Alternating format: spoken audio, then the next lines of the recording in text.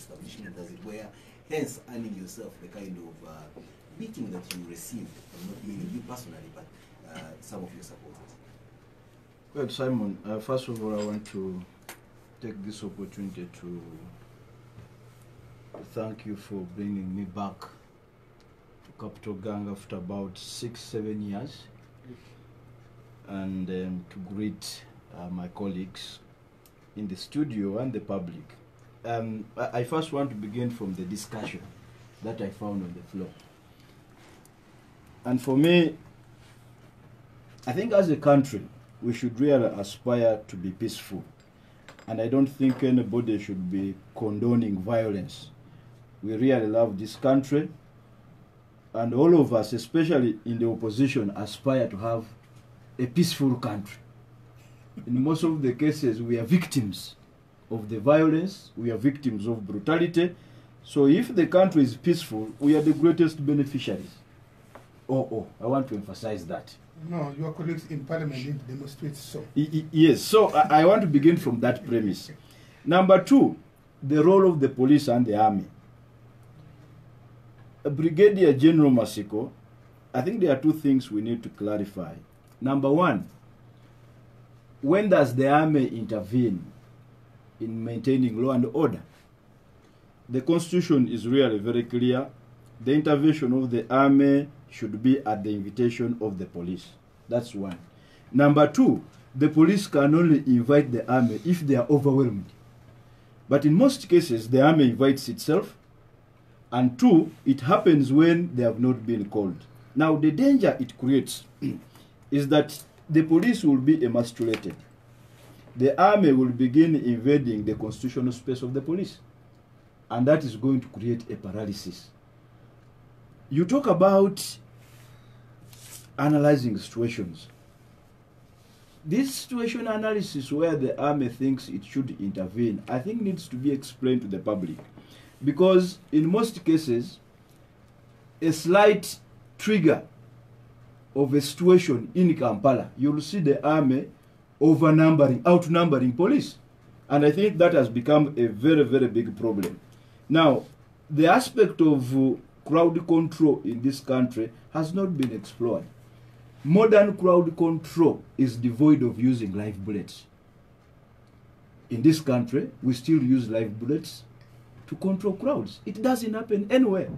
Okay? I've actually heard that they shoot live bullets into crowds. We don't register as many deaths. How bulletproof are these crowds? No, it's not about registering deaths. There are numerous injuries, by the way. Numerous injuries. Even the deaths occur. But some of them go unnoticed. Okay? Like in Arua. In Arua, they're only mentioning Yasin. Other people died. And you know, usually these deaths sometimes occur when the media has already been kept out of the situation. Do you mind sharing with us some of the list of the dead from Arua that you may be privy to? No. I don't have the lists here. What I want to inform you is that in most of these incidents, deaths occur, they are not mentioned. Okay, they are not mentioned. I thought we work with the tagline, every life matters. Why are some lives seemingly more important than others? Yeah. That you have 33 people incarcerated and we're only talking about 2 or 3. No, but you see, sometimes the choice is yours. You are the people who control the media. You choose to report what you feel maybe perhaps will make news for you. The media is in trouble. The soldiers beat them. Well, politicians accuse them. So I think you know why the soldiers get the media and take out their cameras yes. and films? It's because they don't want actually to have evidence. I'll give you an example. The other day we were at the airport when Bobi Wine and Zake were being arrested. The first people to be chased from the scene was the media. They were actually kept about half a kilometer away from that VIP section. So whatever happened at that place, the media has no evidence at all. Okay?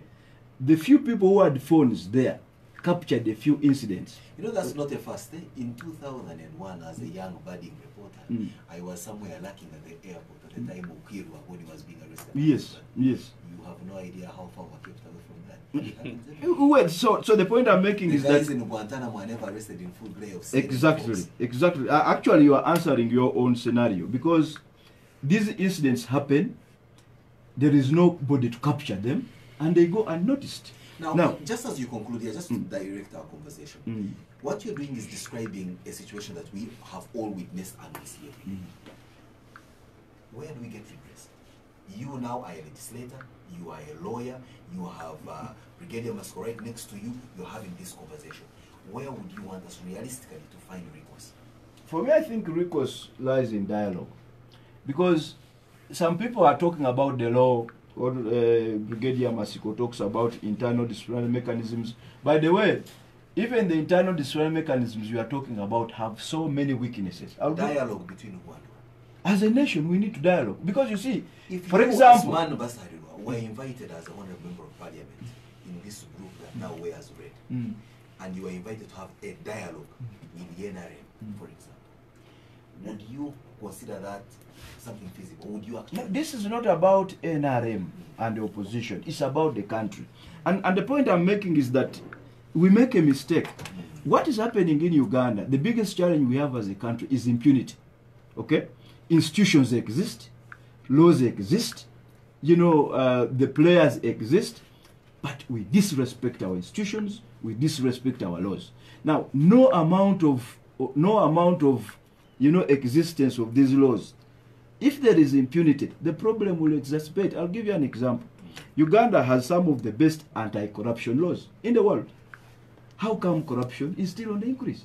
Well, there was a case taken How to court. come? It was taken through the judicial process. Yes. And Honorable Bianda and his ilk Yeah. were exonerated. Exactly. And the judicial officer did say that there was no financial loss. No, you see, and again, that is the other mistake. You are not going to fight corruption by having those laws alone. Okay? It's also about exemplary leadership. I used to work for a university where I was university secretary, and we had our boss. This gentleman would be given per diem. He travels abroad. He finds Simon, who is his friend, hosts him for a week, okay? When he comes back, he says, the money you gave me for feeding and accommodation, I am returning it back to the university because I found a friend who fed me, who hosted me. But ideally, that is his money, okay? Now, in that institution, it became extremely difficult for we, the subordinates, to act contrary to what our boss was doing. Exemplary leadership. So if the leaders act in an exemplary manner, some of the misdeeds you are seeing in the country will not be faced. Come on. We had a CDF for over 9 years who behaved exactly like that. He went for a military course, he came back, brought back balance of per diem, brought back the books and gave them to Yes. and the leadership. Yes. He did all these things that you're talking about. Would you accuse Brigadier Mascom behaving exactly the same? No, but you see, you also ask, the time he was there, the kind of, misdeeds we are witnessing, were they the same at that time? Well, the challenges were different. Honorable Wanyoto, you have listened in keenly to Asman Basaidu and his presentation, together with his group or gang of men, as we want appropriately call it. What would be your take around the events that we witnessed in the We found quite a very interesting way. But what is even so saddening is that we've spoken for over an hour and nobody has dropped the word General Kalido. It's saddening. How time flies so fast. Maybe you, Lydia, the sober person on this panel, may say something about the bail application and the eventual granting of bail to the former IG. Good morning, our listeners and viewers. I'm sorry I came late. I'm coming in from Jinja. It's not far, but I late because I'm participating in the rapid response capability mechanism. Uganda has been identified as a host country. Wow.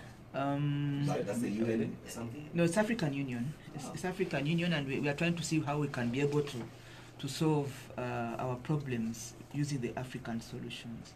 It's interesting how all these nice things happen and yet they get shrouded by the cloud of the other small part. Yeah, we choose the parts we want to contribute. I am 48 years now. I want to really make a contribution to my country, and it starts with me. I don't want to use big words here. Dialogues, when you yourself, you're not sure what you want to do for Uganda.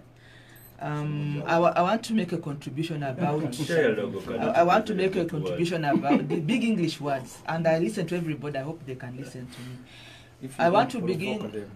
No, we have been provoked, but I was able to keep quiet and listen in. The issue for me, again as Lydia, I participate in most elections because I'm also a practicing politician and I belong to a political party in our country. I lead the Women's League in my party at a national level. So in the recent past, I ran an election of Women's Council for about 2 months. So I was most of the time up country mobilizing candidates of my party to win this election. But along that electoral process, I ended up in Bujiri, where we had an election of a new constituency, Bujiri municipality. I also was in Arua municipality, and I participated in that election. My work is to ensure that women are mobilized to vote my party candidate. NRM fields candidates in these elections. My personal experience is not so much who should get the act on table. I'm just thinking about we the party players. We are drawing in other institutions because of the way we are handling elections. And I think we should get back to the drawing table and draw our own rules and live by them. If we run a campaign and by the rules, we don't see police come, we will not see UPDF come, we will not see even the Electoral Commission will sit at the tally center and wait for their election officials to announce who is the winner. What I saw in Bujiri, I had a town hall. On that day when I went to Bujiri, the NRM party did not have a rally, but the independent Asuman Wasarida had a rally. Jema, okay, had a rally. He's the president of Jema. Yes, he had a rally. I was blocked. My vehicle which I was traveling in, it had no signal of a party color, but because I think my face is familiar to some people, I was blocked from entering Bujiri town. There was a roadblock, and people were manning it, were dressed in red berets. I think people can tell us what berets mean. They are not for everybody. They were in red berets and in red donning, but they blocked me, so I stopped. It was 8 a.m. in the morning because I drove in from Kampala, and then they were telling me to get out and chat support songs for candidate Vasalira. I kept quiet. I sat in the car. My driver was pulled out. I had to call for reinforcement. I'm telling you a live experience. Me entering Bujiri town on a day that NRM did not have a rally. So when I was allowed in after. Then there was no, I kept quiet. I never said anything. But then there was a brass band moving around the town. Now, even the next day, then when we had a meeting, I had a town hall meeting for women council elections. And when I finished that, I went and met my NRM colleagues and said, we have a problem in this campaign because we have people who are rowdy, and I think police is not in charge, or even the Electoral Commission. Because if you are going to have a rally as NRM, because you are the candidate, and we have this group, and also I not see the FDC candidate groups in that town, but there's an FDC candidate. But previous days there had been campaigns and fights between the FDC candidate and the Jema candidate supporters. So if we do not sit down and agree on how we are going to manage our supporters, and how we are going to manage the youth and mobilize them to fight each other using colors, using slogans, and then we come here and begin lambasting the other government, show that we have drawn into our dirty campaign, then we have a problem. So for me, I even want to talk about the Electoral Commission. I think there should be what we call AAR, action after review, every election. And let's empower the Electoral Commission to stop an election if they think it's not meeting the campaign venue regulations, the campaign decorum.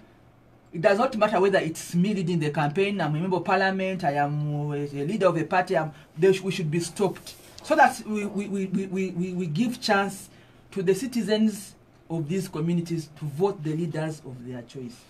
We have a right as nationals to go and campaign for our candidates, but it's more painful for me to see that people win or lose elections and you don't feel that the community chose the leader they wanted. I want to speak without even blinking an eye, that women in Arua, across the board, those who are supporting candidate Wadiri, those who are supporting candidate Tiperu or Musema, did not come out to vote the way I thought women would vote, because for me my eyes on the women, because of the fights that transpired the day before and the day. Of course, these stones are thrown by mostly men and by youth. And women were beaten. I was on a Arua market. The market is a big market. It's outside. It's an open ground because I think the Arua main market is being constructed. Those youth who are fighting red bellets with or without, who are pelting, there is an expert about pelting stones in Arua. I had not seen anywhere else. Though they don't miss targets, they are sharp and they are men. They are in massive what? Women, their food and goods were trampled upon. My concern actually about this issue of Arua campaign is that the support came in a bit late, and now people are talking about the proportion. I was there days before, and you could not go to your campaign venue with peace. Now, my concern is that we're not even discussing that. I saw Dr. Besige's team being blocked from going to their own campaign by the red guys who are in red throwing stones and blocking them. And nobody's talking about how we are running our own campaigns as colleagues. I mean, I think we should agree there's the level of respect as political parties. And when I say this, where we lose it is to say, you know, it's like we are now campaigning on who is the more violent or the other. No.